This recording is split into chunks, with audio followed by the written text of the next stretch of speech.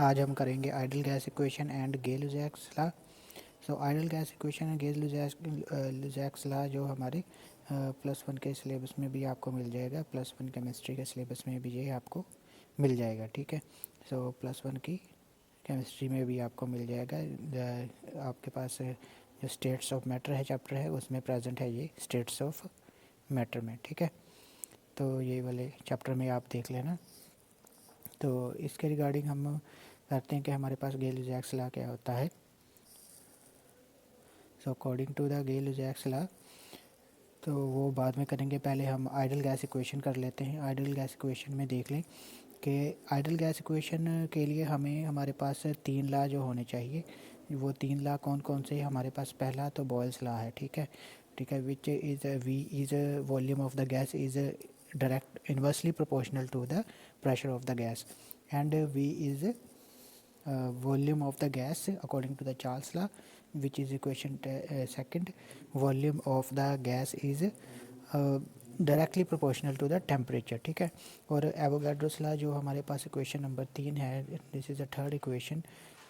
This is V is directly proportional number of moles of gas. ठीक है, अब तीनों इक्वेशन को जब हम कंबाइन करेंगे तो हमारे पास V directly proportional to the n and T but inversely proportional to the P हो गई। ठीक है, तो जब हम इसको आगे अरेंज करते हैं तो ये प्रोपोर्शनैलिटी का साइन हटाने के लिए हम इजिकल टू लगवा दिया इसमें। तो जब इजिकल टू लगाया तो साथ में हमें एक कांस्टेंट भी लगाना पड़ेगा। This is a constant of proportionality. इस कांस्टेंट को हम गैस कांस्टेंट बोलते हैं। ठीक है, तो हमारे पास जो इक्वेशन बन जाएगी तो वो v equal to R N T divided by P. So ये p है जो हमारा दूसरी साइड जाएगा तो वहाँ मल्टीप्लाई हो जाएगा v के साथ। सो हमारे पास जो इक्वेशन बन जाएगी वो बनेगी P V equal to N R T. So P V equal to N R T equation हमारे पास कौन सी है, this is ideal gas equation. ठीक है, तो आप यहाँ भी देख सकते हो कि आपके पास P is the pressure of the gas, V is the volume of the gas, N is the number of moles, R is the gas constant and T is the temperature of the gas. So R की value हम देखें तो R की अलग अगर unit अलग होगा तो इसकी वैल्यू भी थोड़ी थोड़ी चेंज होगी।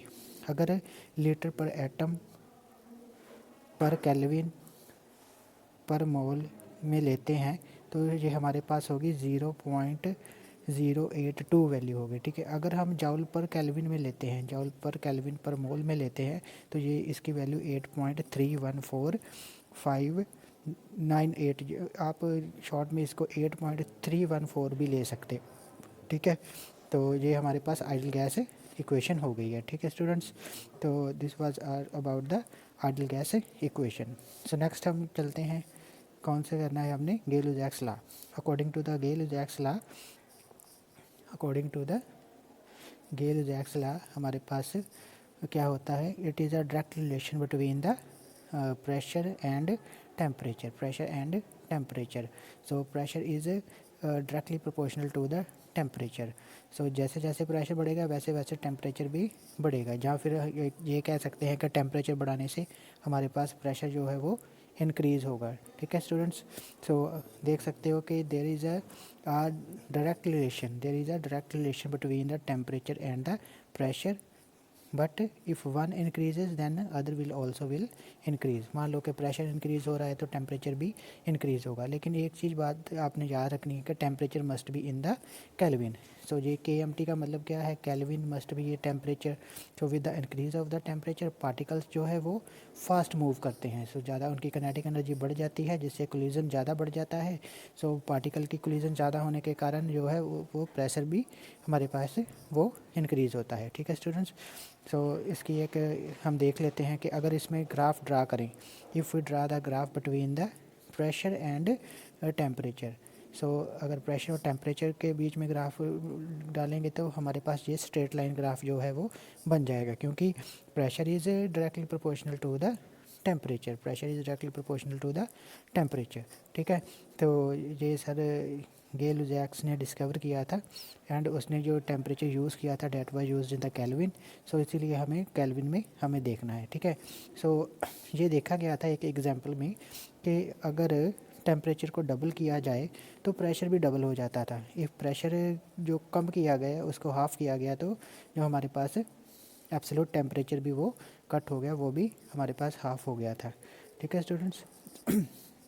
सो नेक्स्ट देख लेते हैं हम कि गेलो-जैक्स लॉ में एक चीज़ और देखनी है। जब आपको न्यूमेरिकल सॉल्व करने के लिए कहा गया हो तो न्यूमेरिकल में आपने देखना है, मान लो कि आपको प्रेशर P1 दिया गया है और टेम्परेचर T1 भी आपको दिया गया है इन केल्विन, ठीक है, और you have to find the pressure P2 at temperature T2।